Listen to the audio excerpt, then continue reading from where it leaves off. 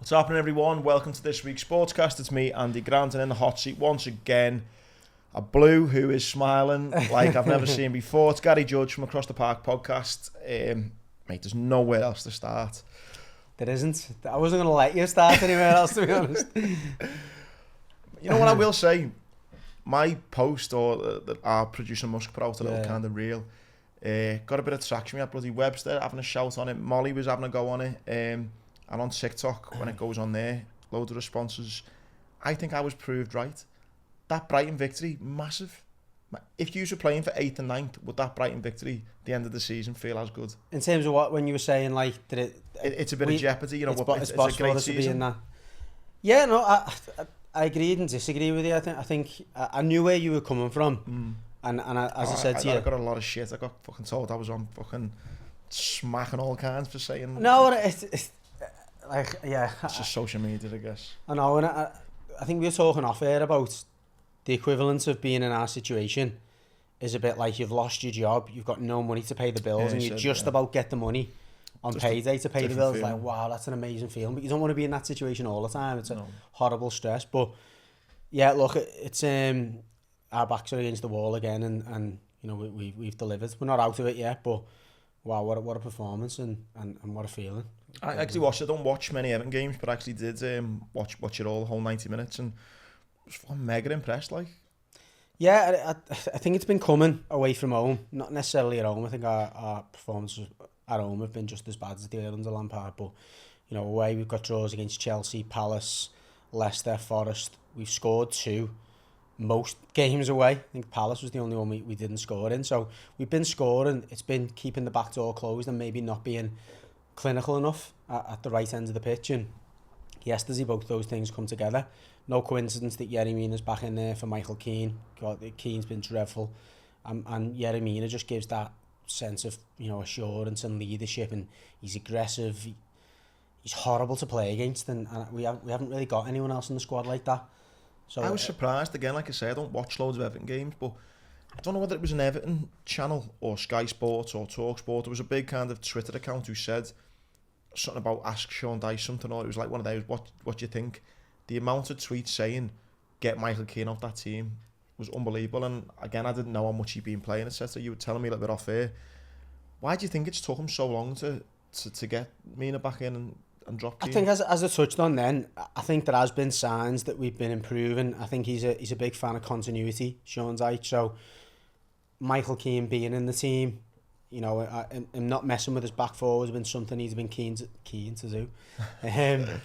But I think the fact is he knows Michael Keane. He knows Michael Keane and Tarkowski have played together. He knows what he's going to get from him, good and bad, I guess.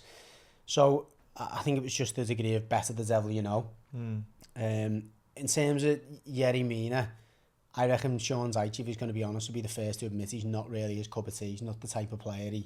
He is quite rash at times, and you don't really know what you're going to get from him on the ball. He can be a bit like Saka was for you. He's at that time, like, whoa, but then he's got that aggression and that physical capability to get him out of situations. And so, yeah, I think Michael Keane is a Sean Dyche type of player, unfortunately for us. But as Ham was forced, and I said to you off air, I think it was a bit of a win-win situation for Dyche in a weird way, because psychologically, if Mina would have been crap last night, or he would have come off injured and been like, told you so. Do you know what I mean? There you go. That's why I haven't played him.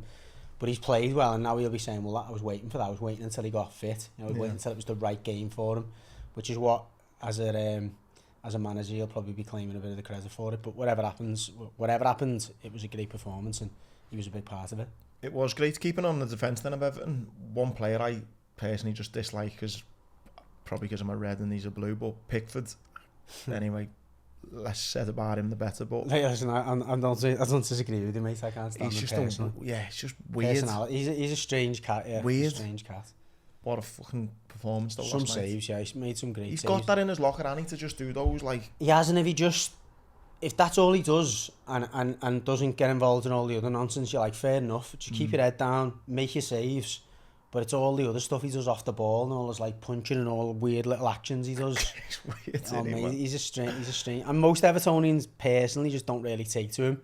Yeah. But you know, when he has games like that, you can see why Listen, I'd sell him in a heartbeat, by the way. In a heartbeat. Really? In a heartbeat. If we can get decent money for him. My opinion's always been on it. For every one game he has like that, he has 4 or 5 very average games where he doesn't really do nothing, or if anything, he causes us more problems than he does actually saves us. He has got capability to be world class. He's showing that for England. He's great with his feet, and he can make, you know, top saves. So, but in the position we're in, we don't really get value out of a world class keeper. Do you know what I mean? Great point. That. I'd rather have a bang at Begovic. I put Begovic in. I'd rather have Begovic and have 60-70 million to spend on 3 players.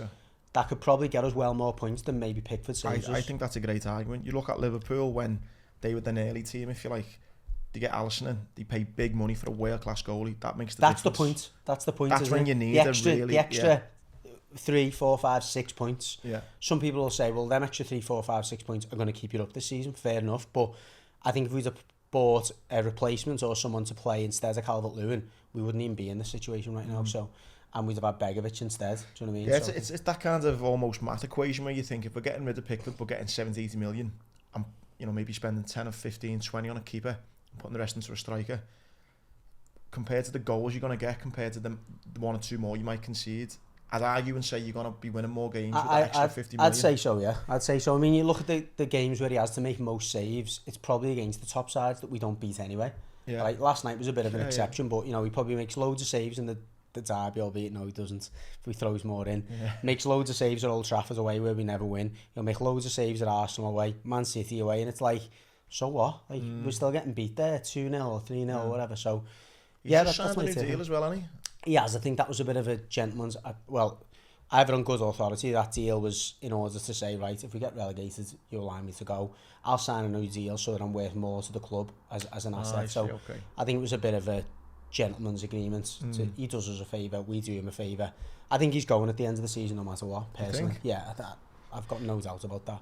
Whether we go down or whether we stay up, I think I think the agreement is, look, you know, you've served your purpose, if you will. If the club get good money for him, which we should do, and he moves on, I think it's a good move for everyone. I don't know if I've told you, my claim to fame is when I've done that motivational talk to the England football team. This is now 2018. I had on good authority that, because if you remember, Allardyce went in, he'd been at Everton, hadn't he? Then he gets the England job. He must have took the Everton coaching team with him or something. Yeah. And the coaching team must have stuck around at England. And the England goalkeeping coach, who obviously knew Pickford from Everton, was going, he has a good World Cup, he's going to Bayern Munich. And I was like, that was when Neuer was in goal. Going, really? And here we are, 4 years later, he's, you know... He's still Everton, He's still Everton. No, I think he'll go this summer. We'll see, but I think the likes of Tottenham, obviously, what's his face, the Tottenham keeper? Oh, Lloris, yeah. Lloris is gone now, isn't he? Yeah. He's finished. Chelsea are always in the market to pay. United, De Gea looks like he's... Yeah, that's it. That's another one. I mean, they've got a decent deputy as well, haven't they? So maybe not, but I think there'll be a few people who'd take him in the summer. Moving up the pitch, one player that you signed, and I just thought, what the fuck? Like, his stats when he played for Burnley were horrendous, considering he was an attacking midfielder, was McNeil. Only last season, in fairness. I mean, seasons before that were okay, considering it was Burnley. Yeah, but... No, you're right. It's just purely numbers-wise. Yeah. And you could argue and say, well, he did get relegated, but either so, I think he played every game and got 1 or 2 assists. Yeah. Well, played out of his skin. I think fortunate that their goalie was crap last night, Brighton's, but still... Confidence is everything, isn't it? Yeah. Like, I mean, he come in his first game of pre-season. We played Ukrainian team, Kiev, at Goodison, and he scored 2 really good goals, literally in 10 minutes. Picked the ball outside the area, bang goal, and it was like, wow, he looks a player in. Come in, has a few difficult games to start off with, and just never picked his head off the floor. Obviously, the teams lose, and it's not easy. The expectations grow then for you to try and make an impact on the game, and he slowly but surely got that confidence back. And last night, wow, you know, what a performance! He took responsibility, which is what you want your attacking players to do, isn't it? In that situation when you're lacking goals or whatever, or you're up against it where you're not maybe getting as much of the ball, which you don't at Brighton. When they get the ball, they've got to be incisive and clinical and direct, and he was all those things. And you just mentioned there about confidence. We were saying off air, when that ball gets crossed into it, was it Decore, was it? Yeah, from McNeil to Decore, yeah. And I'm thinking, mate, you've got time to take a touch, and he just takes it straight away in the volley. I'm like, where the fuck has that come from? Yeah, like, El Decore, another one. He's obviously wasn't favoured at all by Lampard. Didn't start one game under Lampard. He's now played 12 games under Zhang. He's got 4 goals and 2 assists. Obviously, 2 of them coming last night. But he's one of them players. And you remember for Watford, always in the box, always I rated him for Watford. Yeah, I remember. Do you know what I remember actually? And this sums him up really. At Anfield about 3 or 4 years ago, got the ball and like drove right through the team on a counter attack, and then got about 8 yards out and just like passed it to the keeper. And that normally sums him up. When he's got time to make a decision, he missed the ball technically. Despite that volley, he's quite poor, but he gets himself in those positions so often. I think it looks to me like they've been working on training. Just hit it. Don't think. Just hit the target. And that's all he done yesterday. And unfortunately for him and us, it came off. The last player I'm going to absolutely put on a pedestal as well was a guy you bigged up big time for the goals. He never got a goal, but listen, I'm not his biggest fan. I think he's... I'm not either, by the way. Despite what I said, I'm not his biggest fan for a number of reasons, but... But listen, he was... Whether he is, that's him now, injury-free, ready to, he's kicking on, whatever it may be. Last night, that performance I thought was brilliant. He was a great target man. He was coming back, helping out. He was holding the ball up. He was spinning off. There was one where a player got booked and he just let the ball run and he spun. Yeah. That was when I messaged him when he looked sharp, wasn't he? He looked very dangerous. And yeah, he never got the goal, but I think most Blues are going, if you can turn up with that type of attitude, that type of, energy, we'll be okay, which is arguably what you said, really, isn't it? Yeah, I mean, it was it was the big statement from me, but the argument still stands. I still think he'll get those goals. Hopefully, you should have just said he's going to get goals. I know. Or get man of the match. I should have done, but that wouldn't have been so exciting. Without to make a statement on my first episode, good or bad. I think you nailed it though, lad. I really do think you nailed it. I thought he was really sharp. Makes the difference. Yeah. At what point? I think I've bigged you up enough now. At what point though? The Blues now start going, and I don't want to piss on your parade because listen, no, you're right. I know what you're going to say. At what point you start going, where the fuck's that been all season? Yeah, with the real Slim Shady. He stands up. It's true though, isn't it? I'm listening to the phone-ins this morning and I'm looking at the fans last night and everyone's going, fucking yeah, and I feel like going, great, and I'm made up for you. No. Hey, fucking hell, you have had 8 months of shit. They take the piss, don't they, them players? They've took the piss for a long time, and I'm still looking forward to the summer for a clear out. I am, because I've seen enough of these false dawns. I've seen enough of these one-off performances. I think the only thing I will say is that is the common denominator between Championship players, lower level Premier League players, and the top players is consistency. Those players in the main are not consistent enough. They don't produce that often enough. Yeah. And that is the difference. So some would say, look, that's all you're going to get from that level of player that we've got in there. And they are, look, Decore we just spoke about, McNeil we just spoke about, to a certain extent Dominic Calvert-Lewin, they're that next level of Premier League player. And if you've got too many of them, you are going to be more inconsistent than you are consistent, and therefore you are probably going to be mid-table / towards the bottom. And if you start suffering from a lack of confidence, you have a manager who doesn't really know what he's doing in Lampard, then you're going to be in a scrap. So I am looking forward to the summer to clear most of them out, to start again, to give the manager a chance to maybe put his stamp on it, which if it's anything like last night, if he can do that more often, then I think we've got half a chance of staying away from relegation. Well, I think the last 10 years, the highest he's have finished, I think, was 7th in the last 10 years. So it's not as if you've been banging on the door of the top 5 or whatever like that. That was. I think it was anything from 7th, 8th, 10th, 11th, 12th. Yeah. It's been the kind of past 10 years, apart from obviously last season when you nearly got relegated. But I think you've nailed it as well there, in the sense that I don't think if we're gonna, you've got your Messis and your Salahs, your Ronaldos and your Haalands, but I think in the main, I don't think there's that much difference in ability, technical wise, athleticism in the whole Prem. It's consistency. You're telling me that you look at speed, that the likes of your Man City, Liverpool have got all the fastest players, you'll have Brighton play, Brighton, bad example, West Ham, Southampton players who are just as fast or as what. It's that consistency. Fastest player in the Prem is that Solomon who Southampton bought. So there's crap technical ability in this and that. You'll have players at the bottom ends who've got all that. You spoke about the making those FIFA players the other day, and it's all 20s, it's the likes of us, and to a certain extent maybe Brighton, because they've had a good season, but they're still probably in that mix.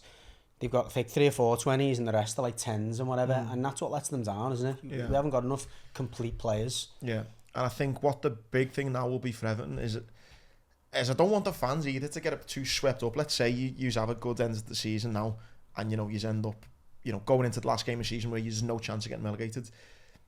I don't know whether some Everton fans will be like, yeah, no, he saved us. It's like, I think you've got to kind of maintain your mindset of these are the ones who got us in that fucking position. Yeah. Do you know what I mean? And I think that's when then Allardyce can try and get the players he wants in and get that consistency. Not Allardyce, fucking Allardyce, sorry. Yeah, I started getting a cold sweat then when you said that.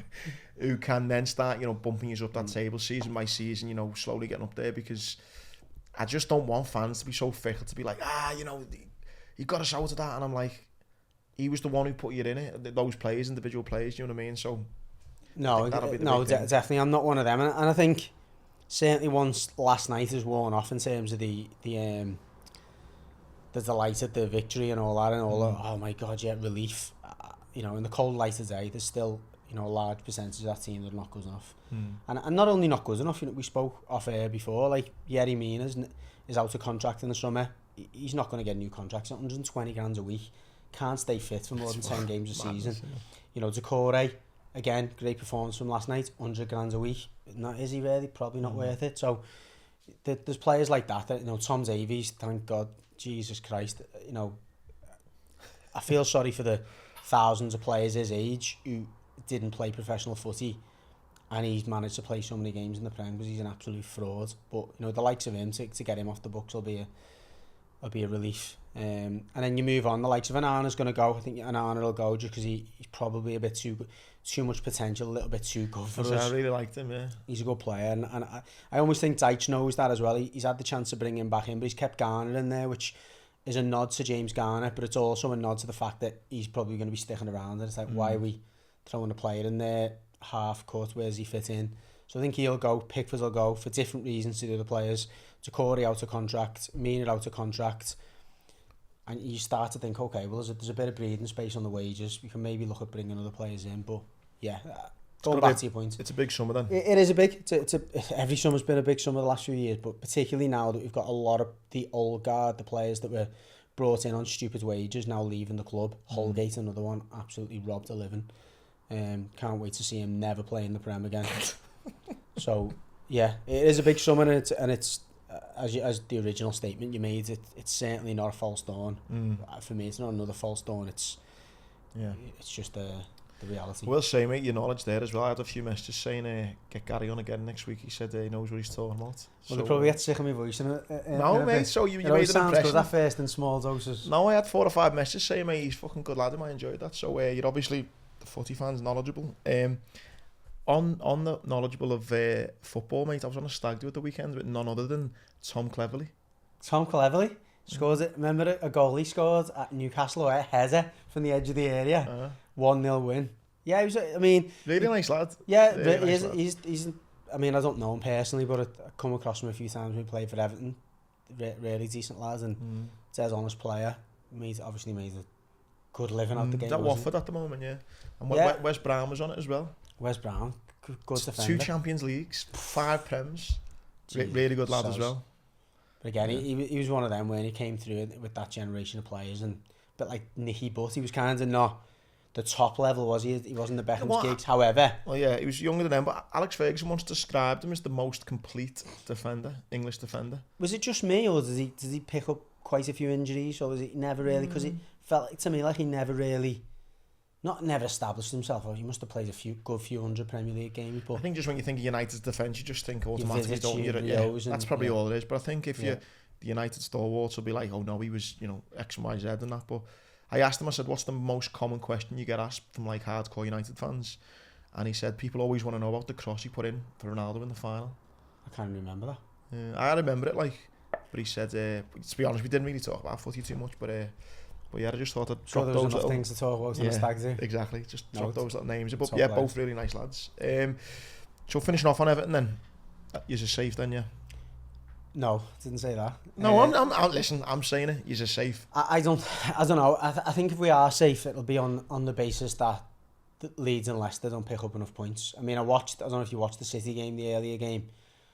They let me down, actually. He instantly put it. I had City, handicap. City -1, yeah. 700 quid. So that, wasn't the only ones letting me, but I had -1 as well. And Gundogan missed the penalty as well at 2-0. I know, 85th minute as well, wasn't it? Their pen. Yeah. But was there any chance on Leeds getting in that game then? I mean, obviously when it goes to 2-1, there was half a chance, but they didn't really trouble them after that. It was they hit them after City had missed the pen, and then it was a good finish, to be fair, from Rodrigo, but no, they didn't. But it gave me a bit of that's the only thing that they could pick something up against Newcastle. If they play that way against Newcastle and start a little bit better than they did, I can see them getting something off Newcastle, maybe winning even. Yeah, I think that is going to be the big sign. He's had another week working with them. 12:30 kickoff, I always think of weird results, man. The top teams always get caught cold, don't they? I was at 12:30 was it? I hate 12:30 on a Saturday. Worst time for the game. Yeah, because the fans are like, no not one's that up for it. Nah, yeah. you fucking still piss from Friday night and you're a bit, not up. So yeah, I agree. Dodgy results can happen. Whether Sam can get a tune out of them out of another week, and I'm not even trying to like jinxes and take the piss. I think he's just done. I think that the fixtures that Leeds and Leicester have got are too difficult. I think Forest are out of it now. Some goals went in there, by the way. 20 odd goals, I think, or something. By the way, someone won the last man standing. 20 grand was waiting on Forest. No way. 20 grand. Did you see how close Southampton were to making it 4-4 as well? No. They made it 4-3 from a pen, and they were throwing the kitchen sink at them for the last couple of minutes. Yeah, so I think this is done. I think Liverpool have got Leicester. Obviously, Liverpool are flying at the minute now. Most informed team in the town, I think, along with City. Leicester just look, they've given up. So I can't see Leicester getting in there. And listen, regardless, it's back in your hands now. It is, and we can't ask for more than that. Listen, the City games are free for us. Now it is now anyway. Now that we've won at Brighton, I think given the performance at Brighton, it looks a more realistic, chance of beating Wolves away as well. We've looked us on the road. Wolves are kind of half on the beach, aren't they? So I think they'll probably go for it, and if they go for it, we've probably got a better chance of picking them off, like we done to Brighton last night. I'd love to go into that last game against Bournemouth not having to win and knowing we're safe. That's what I mean. I think if you can get to that last game of the season and you know you aren't going down, I mean, that's a result. That's a result, isn't it? At this stage, yeah, it is at this stage, yeah. I think so. But listen, you're back in with a shout now, though, aren't you? Yeah. So you had it all obviously went Pete Tong for the teams who were chasing top four. You had Newcastle get beat by Arsenal, which I thought they would. Yeah. United getting beat by West Ham was an absolute shocker. Did not see that coming. Especially with West Ham playing this week in Europe. Yeah. I mean, once I seen the starting 11, I thought they've got a real chance of beating United here, because United were poor against Brighton. Like De Gea's fucking. We talk about keepers again, but it's horrendous. I know. Like horrendous. I think I've seen Jermaine Defoe come out and said I would have saved that. They should have had a pen as well, though, in fairness, West Ham. Did you see the handball? Yeah. Blatant handball. Right before half time, yeah. Blatant handball. How VAR's not asking the ref to look at it? You know what doesn't piss me off is, that happens, you can get away. It's the inconsistency of one week to the next. You're seeing it a few weeks with the high feet. Yeah. One minute it's a fucking sending off, next minute it's a yellow card, next minute it's nothing. But yeah, definitely should. So I actually don't think United will fall out of it, though. I think it'll be Newcastle. Do you reckon? I'd love that. I'd love that, honestly. Because when I looked at the fans are doing my head in. Are they? You're not a big fan of Newcastle? No, do you know? No, I don't know. Isn't it weird how you just have a certain team, or you just you just do me head in, like Geordies, like not against Geordies, by the way. I'm sure you got a lot of Geordie listeners and fans, but it's the way they come across. Well, the table at the moment, Newcastle on 65. The Andy Gordon thing as well, by the way. Ah, of course, that's why you don't like them, yeah. 65 Newcastle, 63 United, 62 Liverpool, but they both got a game in hand. Even Newcastle got to play. Well, that's what I mean. So Newcastle have got Leeds. They've got two of the... Going to be tough. They've got Brighton, Leicester and Chelsea. That's a really tough run in that. It is. Who are they at home against there? They're at home against Brighton and Leicester. They've got to go away to Leeds and Chelsea. I mean, they beat Leicester. Brighton at home. United remaining fixtures are Wolves at home, Bournemouth away, Chelsea at home, Fulham at home. They're all them teams got nothing to play for, really, have they? Exactly. And I think Liverpool, I just think the form that they're in, although they're playing Leicester, who've got something to play for, I think they'll blow Leicester away at home to Villa and away to Southampton on the last day of the season. There's not many fixtures you'd pick, really, is there? Because two of the teams, Southampton are down at that Southampton point. will be done on the last day. Villa Anyway. won't have nothing to play for because they're too far off. It's only Leicester get through this Leicester game and then that's it done. So and they only need to, if Liverpool keep on winning, they got a better goal. Oh no, the goal difference for Newcastle's actually Newcastle got a better goal difference. The Liverpool Scored 61. Liverpool scored 67. Newcastle only conceded 29. Wow. Liverpool conceded 42. So they have got a few goals in it. So we need to win. So Newcastle need to drop points in 2 games essentially. I think Newcastle drop points in 2 of those games, and I think if they get to a game away, I think they'll bottle it. They're still going to get Europa League. That was the other thing I was going to mention about the fans and all that, and not necessarily the fans. It was the manager. Do you know when they come to us the other week, Newcastle, and they obviously convincingly beat us. Anthony Gordon didn't get off the bench the whole game. Didn't even move to warm up. They went 4-1 up, and he got Anthony Gordon and just brought him straight on in the 88th minute. And I thought, you horrible rat. Eddie Howe, I thought, you rat. You knew, like, waited for half the ground to clear out, because it was 4-1, do you know what I mean? 4-1 with 5 minutes to go, and I mean, the Reds were sending it, Goodison's empty, but it was 4-1, the game was over, and he waited to that point to bring him on as if to go, there you go, for Gordon to run around and celebrate with the fans. I just thought, do you think no Gordon class at all. Do you think Gordon was a bit scared to go and warm up? Yeah, I think the manager was scared. I think the manager didn't want to rile the crowd, didn't want to put Gordon in that situation. I thought, to be honest, I had a bit of respect for Eddie Howe for doing that. It's like, look, it's not about Gordon, it's about your team, whatever. Keep him out of it. And you know, the way you just didn't need to put him in that position, but to bring him on the way he did when they were 4-1 up. Boiling piss. Oh, it was. I'm absolutely boiling piss. That was it. And the fans were giving it loads, singing his name and all that. And I just thought... I did think it was mad, his reaction. Did you see where he's in a tunnel and he's going off his head? I'm like, fucking hell, lad, come on for 2 minutes at the end and you haven't done nothing since you got there. So much Ross Barkley about him. But I think's mad though, he must have family in Liverpool and that though still. Which I always think's a bit mad. He's dyed his hair blonde and I'm not being like... Nah, if he's got family in Liverpool, then he needs to give his head a wobble. Because he's acting like that, but all your friends and family are obviously still Blues and still all that, I just thought. Yeah, no, he's... a bit weird, I thought. Anyway, that's why I hate Newcastle for now. So yeah, on the Prem, mate, as well. Sorry, back to Everton in a sec. I actually can see... It's an podcast, this, isn't it? I know. Only because you said about... let's argue about Man City, but I can arguably see Everton maybe getting something. A draw at most, because of the Champions League obviously kicks off this week. Yeah. City played Madrid, so we won't be obviously talking about the result because we're recording this Tuesday afternoon. Real Madrid and City play tonight. Who knows how that's going to go, but I'm just thinking, depending on that result... It's a tough game either way, isn't it? Going to the Bernabeu, and he's going to have to... You'd imagine he's picking his best team tonight, albeit his form this year, Guardiola has been to play more midfielders in these games. I'm sure he'll play Haaland, but he won't play Alvarez. Probably won't play like Mahrez. He'll put like his ball keepers across the midfield. He talks about retaining the ball away from him, just frustrating the other team. Yeah. So you're still bringing in Mahrez, you're bringing in Alvarez, you maybe bring in Foden. It's still a very strong team, isn't it? But they're actually favourites. City 11-10, I think they are. To win tonight. It's generous that. They haven't been great away, City in the Champions League. Well, the big point I will make... at Leipzig. I feel a bit silly talking about this because fuck knows what's going to happen tonight, but going off what we spoke about last week, Real Madrid taking a foot off the gas. I listened on the way in. I think they've won, 17 Champions Leagues, Real Madrid. They've only done the double in 4 of those 17 Champions League wins. So they've normally chose one or the other. So... last season they done it, I think 2019 when they beat us in Kiev. It's mad that you say that, right? So they've only done it twice. Ancelotti does it last year, like with a cigar, and they're talking about getting rid of him this summer. I know.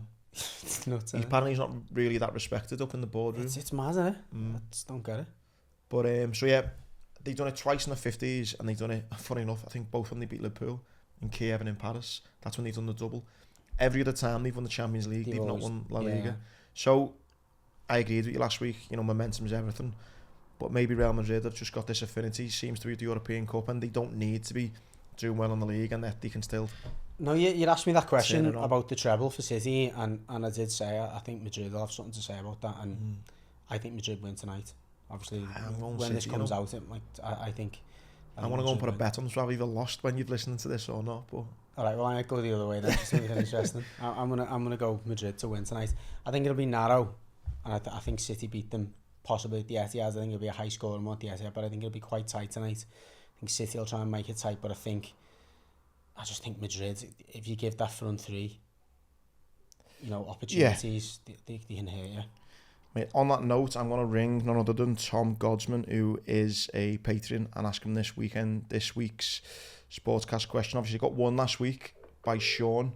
Sean actually gave 50 quid to the Owen McNeil Foundation out of his winners, so that was good. You give him an easier question as well, so good that goes on to do the right thing. He's not even going to answer, Tom. I don't reckon you got back up this week, have you? Yeah, I have, yeah. Oh, yeah, Welcome to the O2 messaging service. Right, we'll try Ian. Did Ian Foley answer last week? I don't think he did. Right, let's try this one. See if he answers. So yeah, Champions League this week. So we've gone for a Champions League themed question. 269. Right. I don't think it's that hard this week either. The question. You only get one chance, you can't, like, no several guesses or nothing. No. Hello. Hello, is that Ian? Yeah, speaking. All right, mate. It's Andy Grant from the Legged Podcast. Oh, hello, lad. You all right? Yeah, good, mate. How are you? Oh, I know what this means. Shit. Unfortunately, mate, it's only 50 quid this week. The 250 pot got one last week, but buying time to Google, yeah. You've still got a chance to win 50 quid, mate. Go ahead. I'll lose gracefully. Okay, right. Well, it's Champions League semi-final time this week. And what I want to know is which player has made the most appearances in the Champions League semi-final. So just the Champions League, we're not talking European Cup? Yeah, just the Champions League. Right, okay. Don't you be Googling. Don't you be Googling that on that. Hold on a second. I've got my laptop on me knee. Call on hold for this. Right, okay, top of my head, who am I going to go for here? I'm shit at these. Tell you what, you're so good at buying time now for the search engine. Mate, I wish I was, but I'm actually being really good here. I've got to go someone out of Madrid, haven't I? So,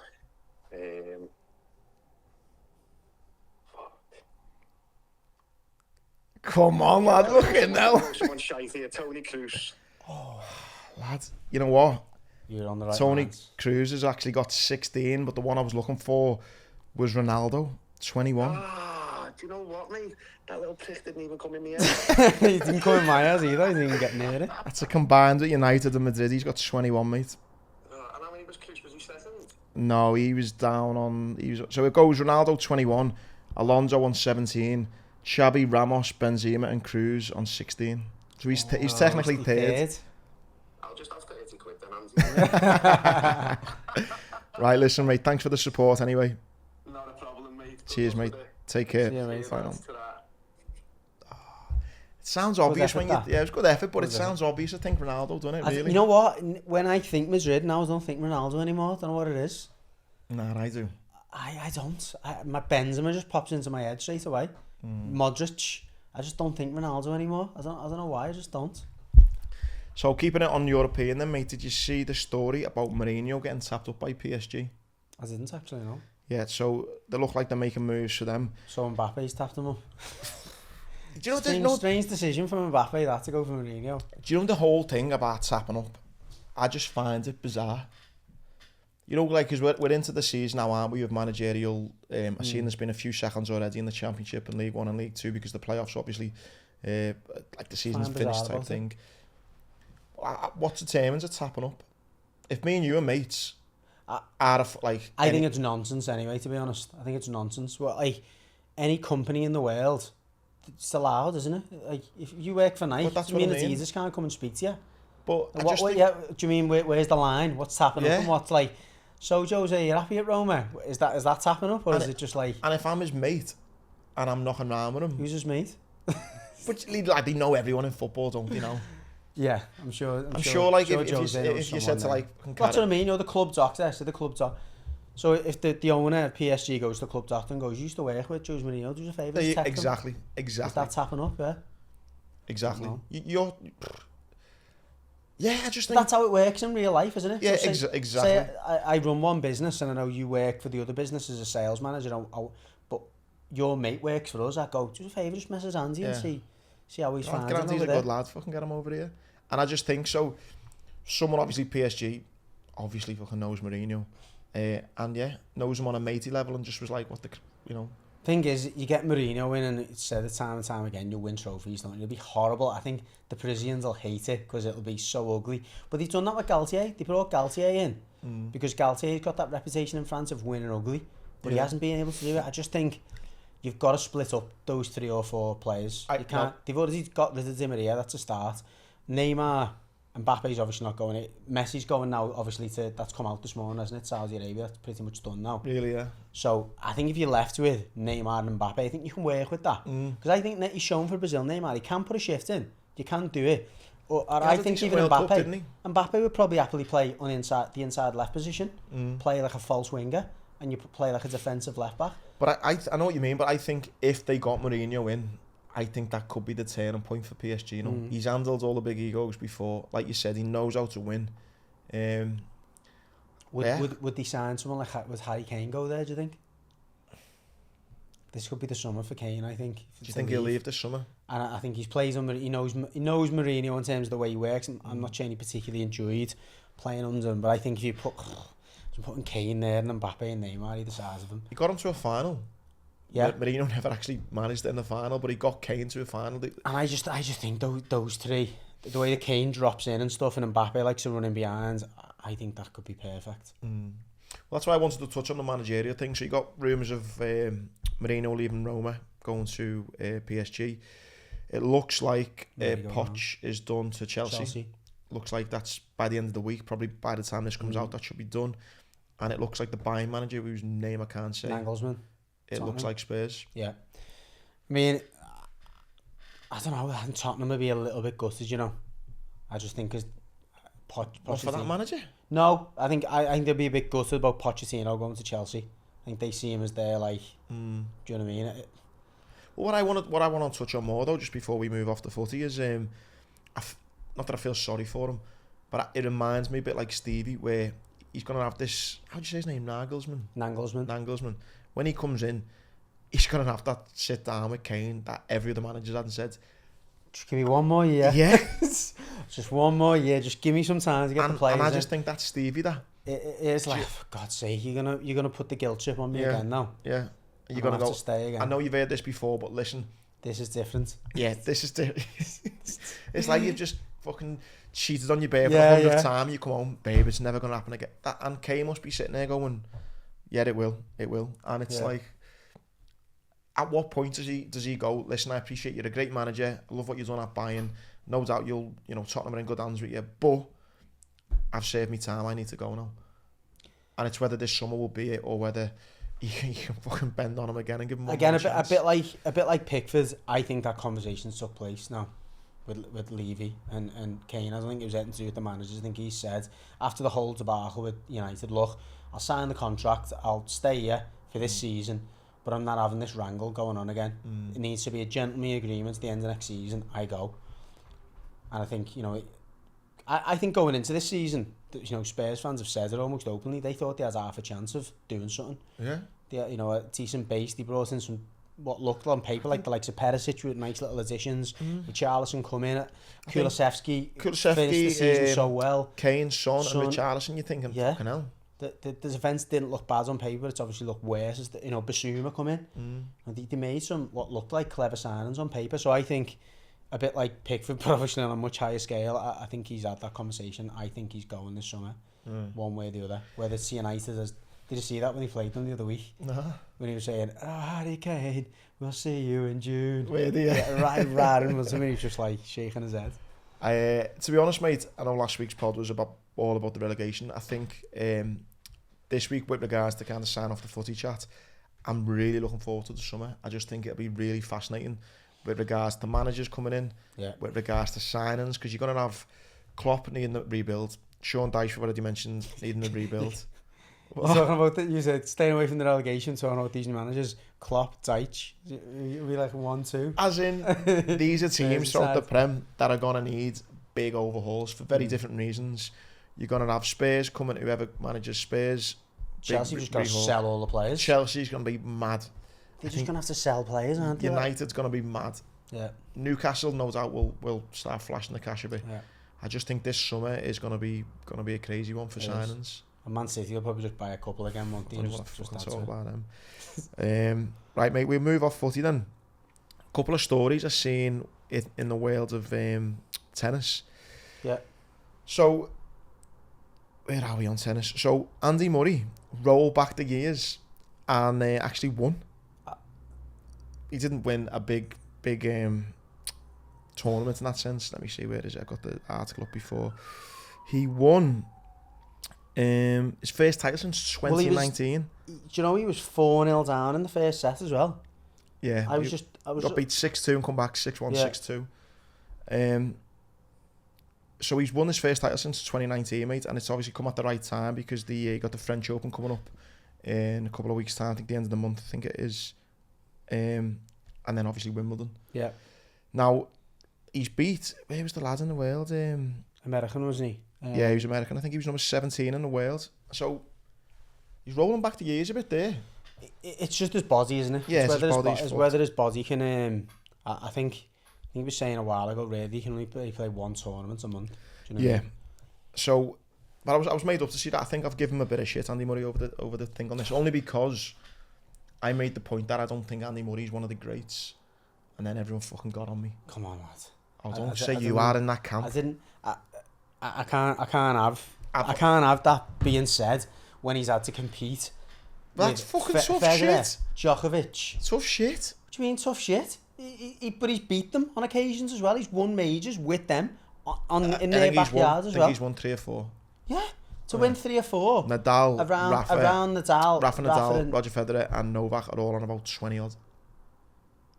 And they will be probably 1, 2 and 3 for the best tennis players ever. Yeah. So put him in any other generation, any other time, and he probably wins 20 himself. He isn't beating Sampras. He's better than Sampras. Do you remember? Go back and watch. Back and watch Sampras. He's bang average, you know. Bang average. Sampras was bang average. Are you fucking... No. Listen, put Sampras in this generation as bang average is unfair. Yeah, just a bit. Here's another one that's on the reel now. Just a bit. Pete Sampras was. I used to watch tennis a lot then. He'd get beat regularly by Agassi. He'd get beat regularly by Boris Becker. They were not anywhere near this level. Hang on. They weren't competing anywhere near this level. Look at the different... 6, 7, 8, 9, 10, 11, 12. Looking at the majors, 15 Grand Slam titles he's won. But how's that split up though? What were they, like 9 or 10 on grass? 2 Australian, 1 French. 1, come on. 7 at Wimbledon. Yeah, you mean 7 on grass? 5 on clay court, US Open. Yeah, but clay's most similar to grass anyway, in terms of the... How many he's won? Wow. So he's won 2 Grand Slams on hard court. And he's won a few doubles there as well. Oh no, he hasn't, sorry. Yeah, look, bang average is the wrong term. Yes, it is. But I'm telling you he's now... won I'm telling you now, if you'd have put Andy Murray in that mix with Sampras, he'd have pushed them every... He's been up there in terms of like... I'm saying he's about 15, 20 Grand Slams, and Andy Murray wasn't or isn't the level of Djokovic, Nadal and Federer. I'm trying to find out like the order most Grand Slams, right? Because for starters, you're chatting shit about Pete Sampras for 1. He's the 4th, so he's the 1 behind them. You got Nadal, Djokovic, Federer, Sampras. You brought them up. So I said the last generation. So it goes 22, 22, 20, 14, 11. 11 is Bjorn Borg. They got Andre Agassi, John McEnroe, Becker, Boris Becker. Yeah. Just, mate. Yeah, again, that generation before these three, because these three are head and shoulders above anyone. All three of them. Yeah, by the way. listen. So go back. I think all three of them blow Sampras, Becker, Agassi away, and they never win a Grand Slam. Let alone the fact that Andy Murray's won 7 or whatever it is amongst those three. He's won.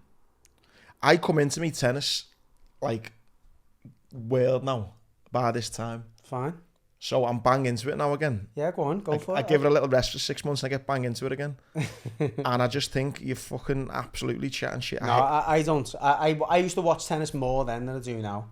I just think... And I adored Sampras, by the way, but when these three turned up, they just changed the game. The levels went up so high. He's won 3. He's won Wimbledon twice and the US Open once. He's got to the final of the French Open once, and he's got to the final of the Australia Open, I think, 5 times. Andy Murray's got the final of the Australian 5 times. Wow. Yeah. No, look, the point is, drop Andy Murray back a generation, and I think he's neck and neck with Sampras.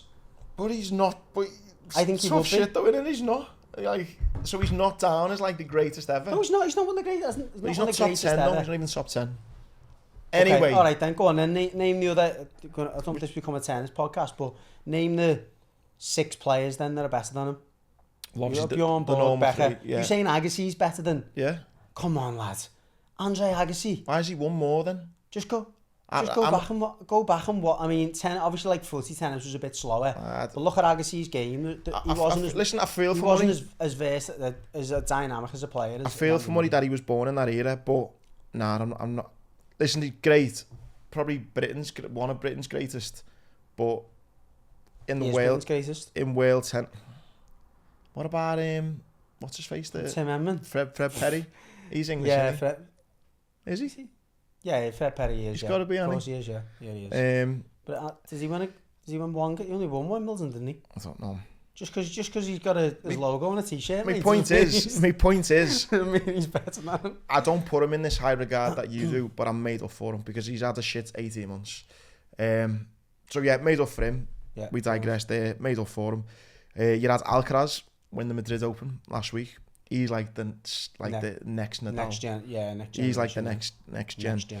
And you had Sabalenka win the women's. She was the one the Russian athlete who's been getting a bit of shit just because she's fucking Russian. Because she's representing Russia. Basically. Which is unfair in tennis, isn't it? Yeah.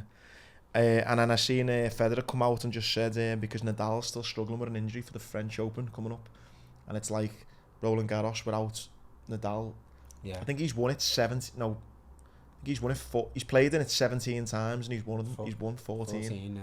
It's just mental. It's just cheat codes, isn't it? Yeah, so hopefully Nadal is fit enough to because he pulled out obviously the he's pulled out I think to try and be fit for that though. Yeah, well he's pulled out to Madrid Open to be fit for that, so it's going to be a race against time, so fingers crossed for that. Yeah, that was it on the tennis news. The other news I had was have you seen in the athletics this doping case? No. It's like a watershed moment. So a Texas man faces up to 10 years in prison after pleading guilty to supplying performance-enhancing drugs to Olympic athletes. Eric Lear, of 43, is the first defendant to be charged. It's the drug dealer, basically. It's just a drug dealer, basically, yeah. But for athletes, though. Yeah. He's not like in town at like 1 a.m. He's probably got a big sophisticated computer instead. Yeah, so if you want drugs off this guy, you're not going around town, you're just going to Wavertree fucking athletics fucking track. But yeah, it's the first one and it's like uncovered like is he a doctor? He's like a scientist or something? I don't know. Just think he's just your normal drug dealer, I think. Yeah. But there was someone's been caught. It was at what's the name? The Nigerian sprinter. She got banned for 11 years and she's part of it. Take some fucking whatever it was, steroids.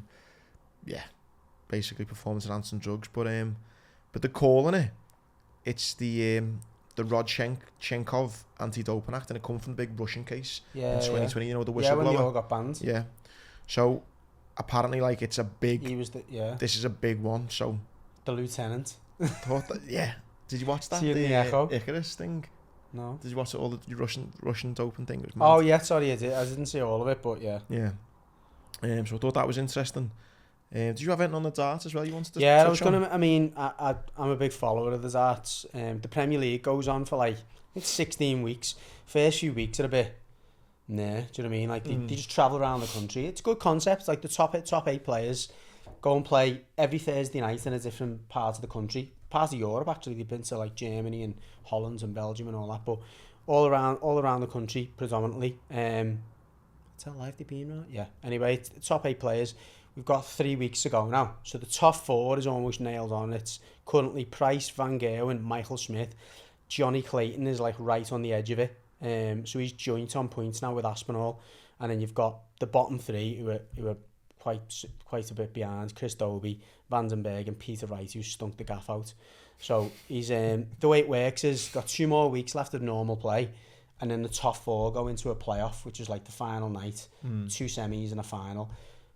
If you're going to watch it for the next 3 weeks. Yeah. Honestly, mate. I mean, darts, as you probably watched, over Christmas is great at the World Championships. Yeah. But this now, when it gets to this point and you've got those 4, which I reckon Aspinall probably Pip, Johnny Clayton, Michael Smith, Van Gerwen, Price, they're the 3 you want to be in there. They've already qualified, and it's either Aspinall or Clayton who are going to take the 4th spot.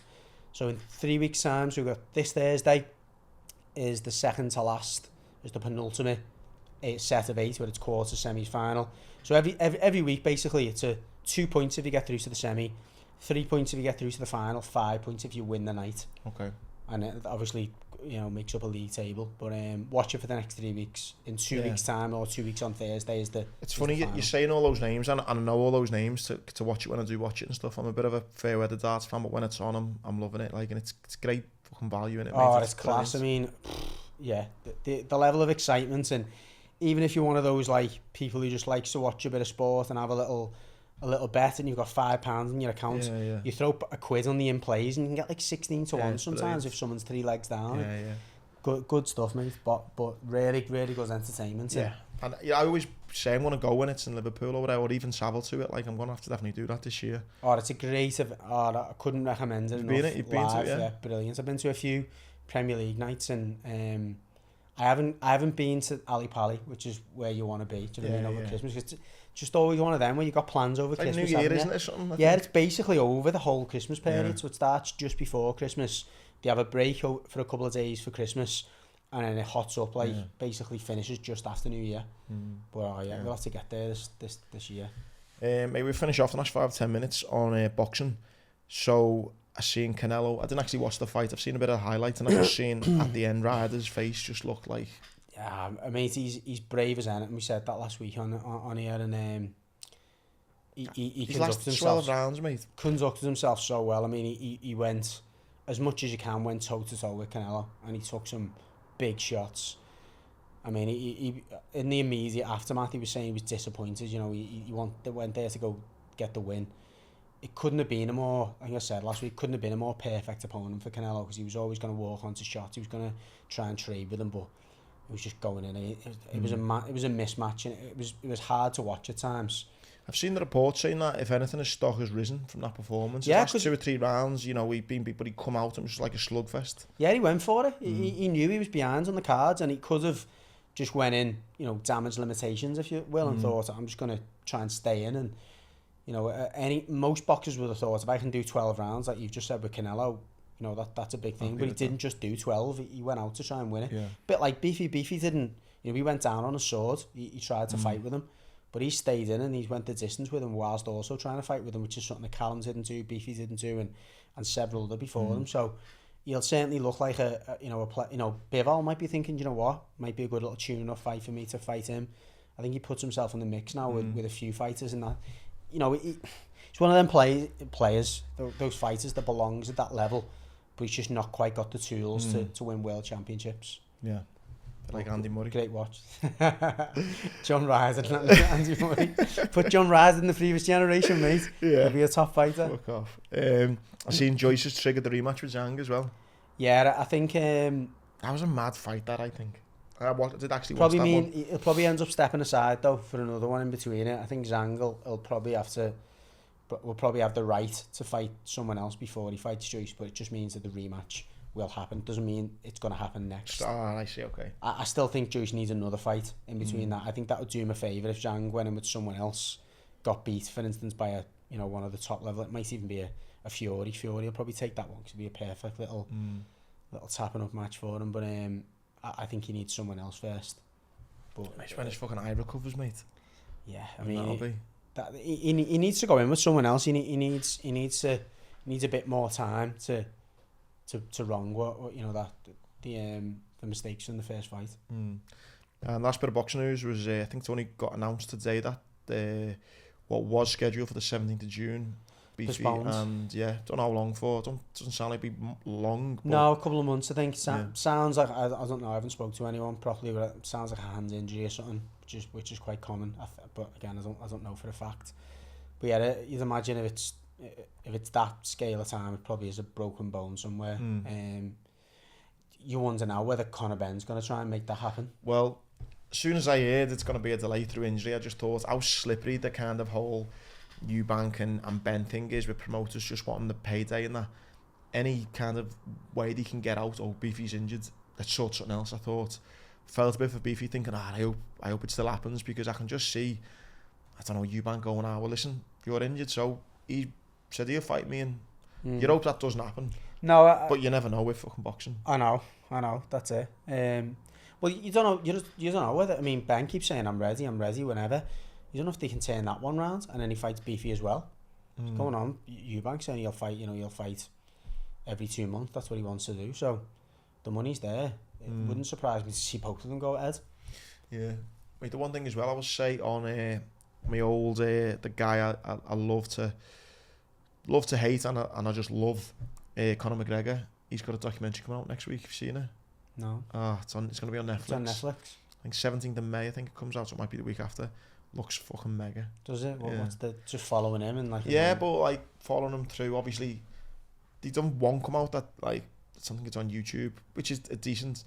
But this is fly on almost the wall, or is it like directed by him, like literally? Yeah. No, I think it's like fly on the wall stuff. Is But it, it goes through the obviously when he breaks his leg, when he gets beat by Khabib, and it's like. Gosh.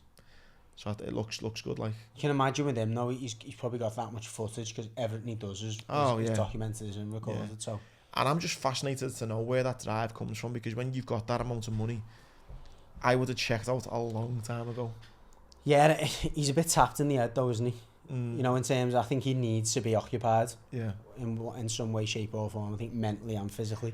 But is this idea what you're saying about Murray type thing though? It's like I think McGregor kind of wants to be known as the greatest ever mixed martial artist, and I think no one can deny he's probably one of the greatest people showman. That changed. Yeah, showman, changed the game. Yeah. Became the face of it. He's the greatest at doing that. Is he the greatest ever fighter? No. One of the greatest fighter come promoters, because he's like a self promoter, isn't he? Yeah. I think he's changed the game in relation to, like, let's be honest. He may not admit it or whatever. He might do actually. Paddy probably says, you know what? You look at McGregor and think that's me, because I can promote myself. Yeah. It's that attitude. It's like I'm having, There's blueprint for it, isn't it? It is, yeah. So I think he's changed the game in terms of monetizing it. He almost wrestled a little bit of the power off the UFC as well, to say, look, you don't have to be wedded to the UFC to make money. You can make money off your own brand. Yeah. Become your own brand. I almost felt like he was like bullying the UFC at times. He'd come in with his proper whiskey and it was like, I'll do what I'll put it there, and it's like... They needed him, and that's what I mean. He shifted that dynamic, didn't he? He was the first fighter to do that, so... And it's like that thing though where you're saying about Andy Murray being like the top. It's like... You're not going to let me... You're not gonna no, I'm not, because I want people to let me know as well what their thoughts are. I know your loyal followers are going to be right behind you. Listen, I get disagreed with all the time on it. But it's like... It's this thing. I know Andy Murray's maybe not like wanting to be number, but I mean... People don't like Andy Murray though, do they? The thing, personality, you're like, I'm not English, I'm Scottish. So. Yeah. There's definitely a bit of that. Yeah. But I just find it fascinating to know at what point you kind of go, I'm happy at being one of the best in my generation, or if give it a good go, I'm okay. Whereas Andy Murray's maybe accepted that. Well, he's getting older, he's injured, and he's can probably, I'm imagining, a bit more mature about the situation than someone like Conor McGregor, who's a bit like, nah, I'm going to go back again. I'm not, yeah. And it's like, I find it fascinating, those two. It is, yeah. People who've been at the top of the games, arguably, like you say. And it's at what point do you start thinking about your legacy and thinking, if I do go back now and what am I going to remember as? Yeah, exactly. So that'll be good. Comes out middle of May, I think, so get on that. But yeah, listen, you asked for him back, got him back again. Gary, appreciate it again. Nice one, pleasure to be enjoyable here. chat apart from the Andy Murray shouts. Muskie, you dare put that down as the real again, and I'm taking it personally. Yeah, so we'll see. It's a roll over next week, so get signed up on Patreon. It's £1 a week. We massively appreciate your support, and we'll see you next week.